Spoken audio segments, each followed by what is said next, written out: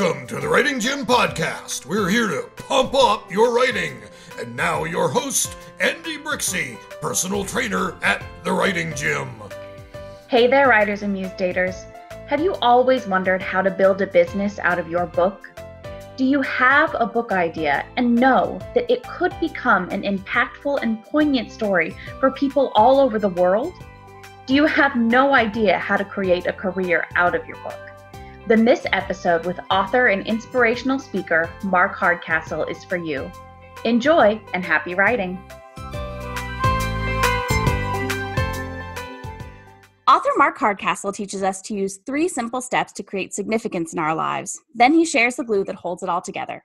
His book, The Symphony of Your Life, Restoring Harmony When Your World is Out of Tune, is a 3-time first place SIPA award winner. And it's available in hardcover or Amazon.com in your favorite ebook format.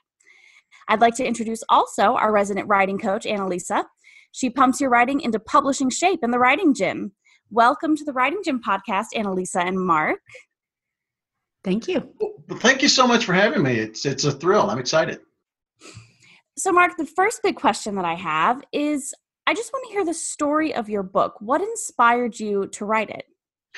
Sure. I'm an airline pilot, and back in the dark ages of the airline industry, we were all looking for ways to replace our livelihoods. If my airline actually went bankrupt, and it looked like they might actually go away.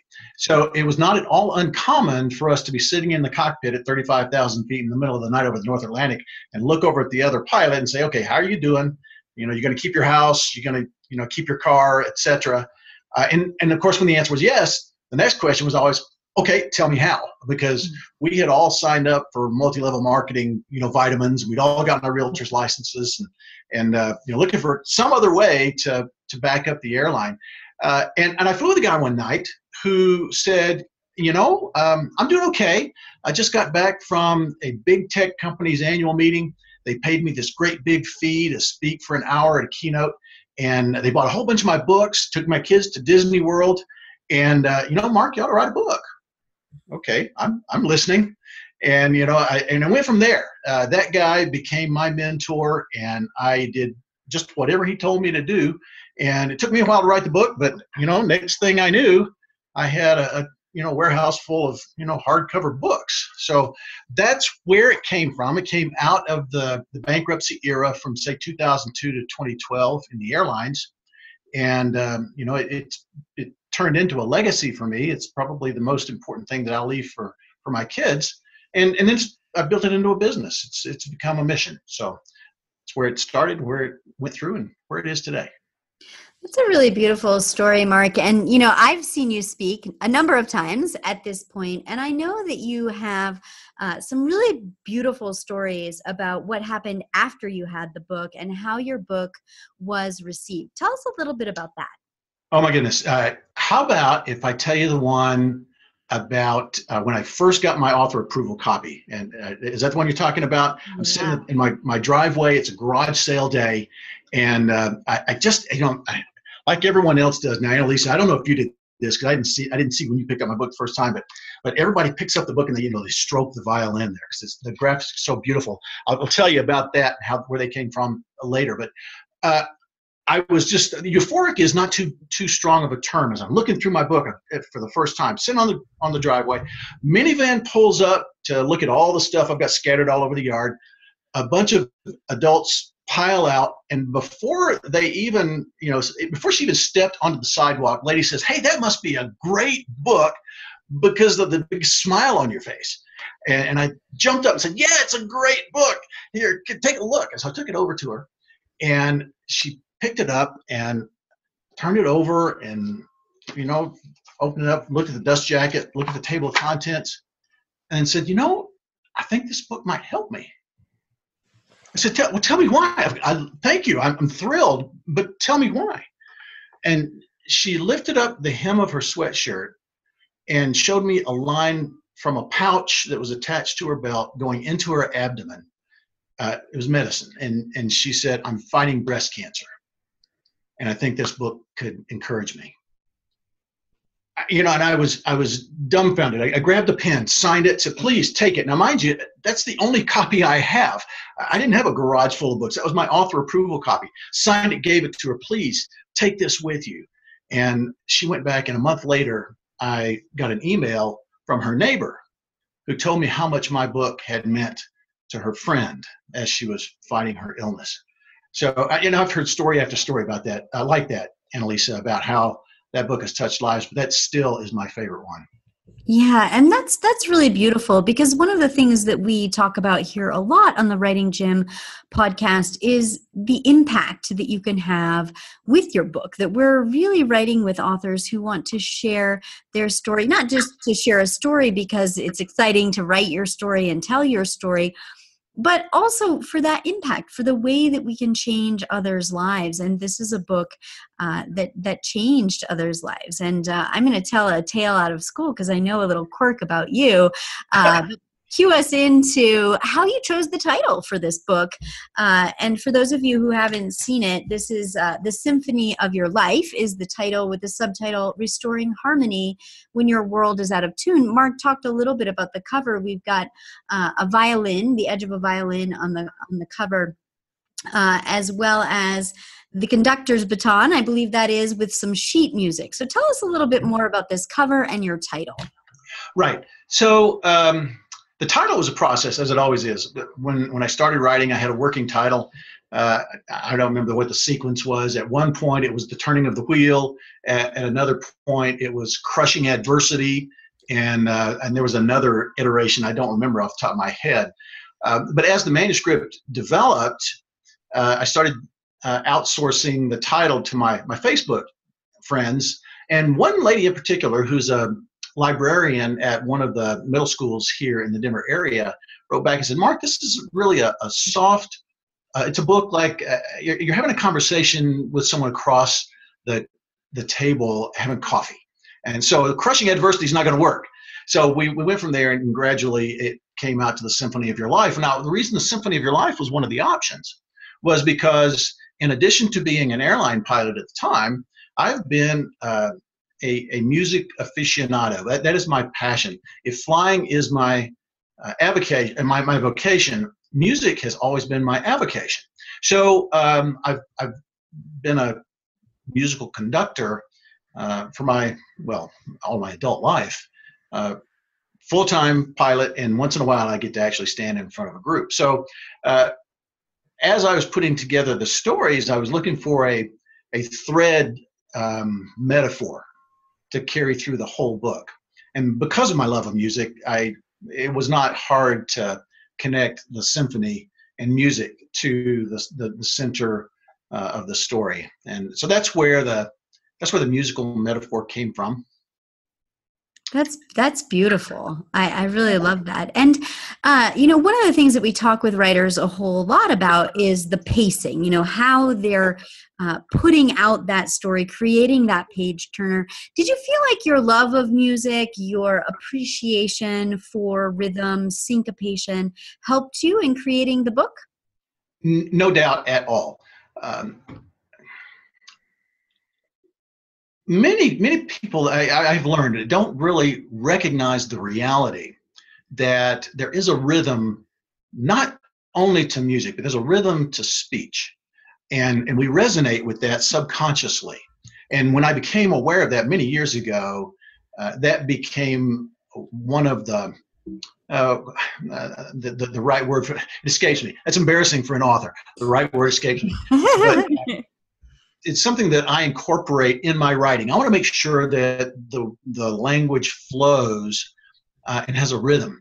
So as I was writing, yes, I was constantly checking for those realities. It ebbs and flows. It backwards and forwards and ups and downs and faster and slower. All that stuff. Those are all components for a compelling read in my mind. Yeah, absolutely. Those are really good points, Mark. And I love that artistic analogy between music and writing, because music and writing, much like music, is both an art and a craft. Yes, no doubt about it. And the fact that it's both means that it can be developed. So, someone who's got an ambition, by all means, let's do it. Let's sit down and figure out how to get your story out and teach the craft. Yeah, absolutely. So you talked about how you started on this journey by having a conversation with a co-pilot about how he wrote a book and then began speaking engagements and tours. What does that look like for you? You wrote this fantastic book and now you moved on to speaking engagements and things. So tell us a little bit about that. Sure. The book is sort of the foundation for the speaking. The ambition at the time for me was the money that was going to replace my airline income was going to come from speaking fees and training fees and the platform work. And one of the things that my mentor told me was before someone puts a speaker on a platform, they have to be convinced that speaker is an authority of some sort. And he got real clever at that point. He said, okay, now Mark, look at my forehead and imagine the word authority written across my forehead. So yeah, I can see it. Okay, what are the first 6 letters? What do they spell? Oh, cool, author. So he said, yeah, just write a book and then that will give you instant credibility to a certain extent. So the book then is almost like an oversized business card. Sold out the first printing, but I've given away a whole bunch as well. So, for instance, I'm going to be speaking tomorrow at an organization in Longmont, and sent a copy of the book to the meeting planner there, so she'd have a better idea of what to expect from the speech and what. So, my business model was not to sell 1 million copies and become financially independent through book sales. That's a perfectly legitimate model. And if there are ways, if that's an author's desire, their ambition, then we would take them in that direction. And Annalisa, you have the expertise on that. So when you're giving away these books as business cards, you're using that as part of your author platform to kind of, introduce yourself to these people through the words in your book. And then that leads to them, eventually booking you. What was that experience like? You've written this book. You feel like you have this really inspirational story. What was the next step in that process to achieve what you wanted? Sure. I will tell you this. It was hard the first time I gave away a copy, other than, the story I just told you. That, in those circumstances, it's easy. But because I was self-published, I had quite an investment in this book, and I wanted to make sure that I recoup my investment. And now I have no reservation about giving away books as I need to, because I know that I'm going to sell the book. When I go to a meeting, I sell a certain percentage of the room on average, and that's fine. That's great. So I don't worry about giving away the book. But at first, it was hard, heart and soul in it, as well as the financial commitment. But I have less concern, less ownership, I suppose, of the need to turn it into cash, because like I say, it has become, and it's been an evolution. I will admit it was an evolution, but I'm confident in my ability to move the book when I need to. For our authors out there that are curious about how to take that same path, how did you start booking speaking engagements? Like, how did that process happen? Sure. There's a gentleman down here in Denver who has been famous in the speaking world, who maintains a list of meeting planners, and you go to his workshops, and it's a 4-hour workshop, and you pay him a little fee for that. And as part of that, you get this list of meeting planners, and that was how I got my start. I got a hold of his list, started working the list.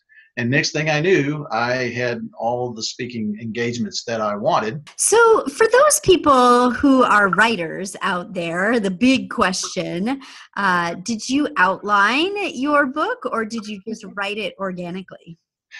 It was an organic thing. Now, Annalisa, you can correct me if I'm wrong. I think I'm what's known as a pantser. Yes. There's somebody who wrote a book on pantsing. Who knows? But it really was by the seat of my pants.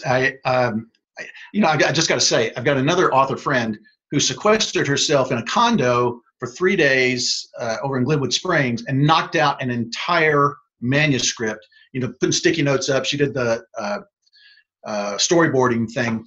I didn't do that. In fact, I can say this now because it wasn't against the rules back then, but when I was flying back in the late 2000, between 2008 and 2010 or so, I was flying internationally. I wasn't kidding when I said 35,000 feet in the middle of the night over the North Atlantic. When we had nothing else to do, when we talked about all this stuff, I would pull out my laptop, sit up there in the cockpit while I'm monitoring all the instruments and work on my manuscript. So, when I had opportunity, I would just write. And when I didn't have opportunity, I didn't. And I never felt guilty about it. And at the end of the day, I think my first paragraphs were written sometime in 2008. I finished the manuscript in December of 2011, sent it off to the editor in January, and then she and I went back and forth for about a year and a half. Now, there was a watershed event in my life that sort of put a stop to all of that, and we can talk about that if you want to or not, maybe for a different podcast. But at the end of the day, my book came out in April of 2014, so 6 years from start to finish in my case. And the other author I was telling you about, 3 days just to knock out the manuscript. So she was done in 6 months, maybe a year. So I don't know, depending on how many authors you have, you could give us an idea of an average for that. But the point here is just write. Just write as you feel the need to write or the opportunity to write. Just write, and the book will, if you stay in that process, the book will appear. The process works itself, and it takes as long as it takes. And in my case, there was no particular sense of urgency. I didn't have a need to have it out at a given time. Often authors do. And if you do, then you work within those constraints. So that's just sort of how it worked out for me. Yeah, absolutely. And, one of the things that I say time and time again is find the writer you are and be that writer. And I love how you stayed faithful to your process. You didn't feel guilty about it or wish that you were some other writer. You went with your creativity, your inspiration as it came, as you found time. And that's a really beautiful thing, that self-acceptance and just working when you can. I love the way you put that, Annalisa. I've never heard that before. You should trademark that. Find the author you are and be that author. That's excellent advice. Thank you. Yeah. We give all kinds of excellent advice here on the Writing Gym podcast. Yeah, I latched onto that too, because something that we go over and over in the Writing Gym programs is, different authors thrive on different schedules. Some people love to schedule time to write. Other people say, absolutely not. I cannot do that. That kind of stuff cramps my creativity. So, just trying to figure out how you can thrive creatively, whether that's, like you said, grabbing moments where you can really get the words out, or whether that's, knowing that if I wake up at 4 a.m. every morning and work from 4 to 7, then I will be productive. So just, being true to yourself and knowing that the work will get done is fantastic. Yeah. Yeah. Absolutely. Sorry, Annalisa. No, go ahead. So we wanted to ask our very big final question here. Are we done already? Oh my goodness. I know. The time flies when you're having fun. Oh, wow. Yeah, I saw what you did there.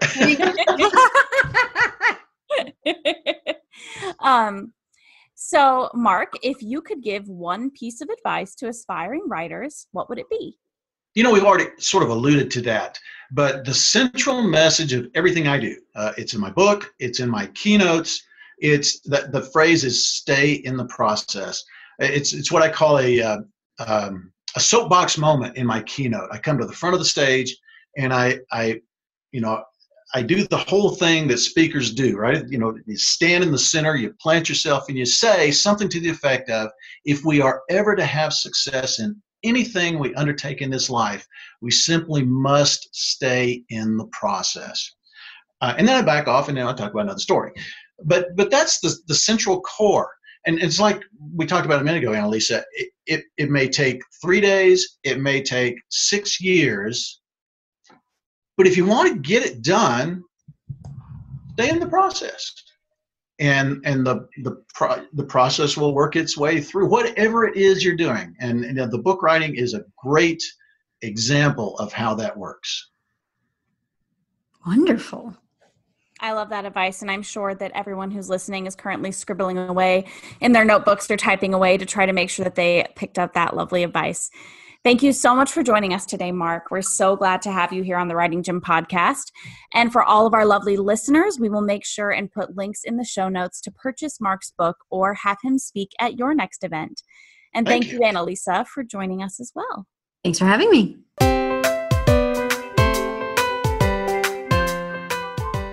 If you like what you've heard and are interested to see if you're the right fit for the Writing Gym, here's what to do next. Head to www.datewiththemuse.com/publish now and book an appointment to speak with our team. Here's how it works. We'll get on the phone for about 45 minutes and we'll get crystal clear on 3 things: the best way for you to publish, the best way to achieve your publishing dream, and the exact strategy you should be using to reach your publishing goals. Remember, publishing a book well doesn't happen on its own. You need expert guidance to make it happen. We've helped writers all over the world to finish, publish, and sell their novels well, all while sharing their unique story and making the world a better place along the way. To see if we're the right fit for you, go to www.datewiththemuse.com/publish now. I'm Andy, personal trainer over in the Writing Gym, and I'm sure we'll talk soon. And just to share something fun about Annalisa, since you stuck with us throughout this whole episode, did you know that her clients call her sense of humor one of their favorite things about her? Thank you for listening, and happy writing.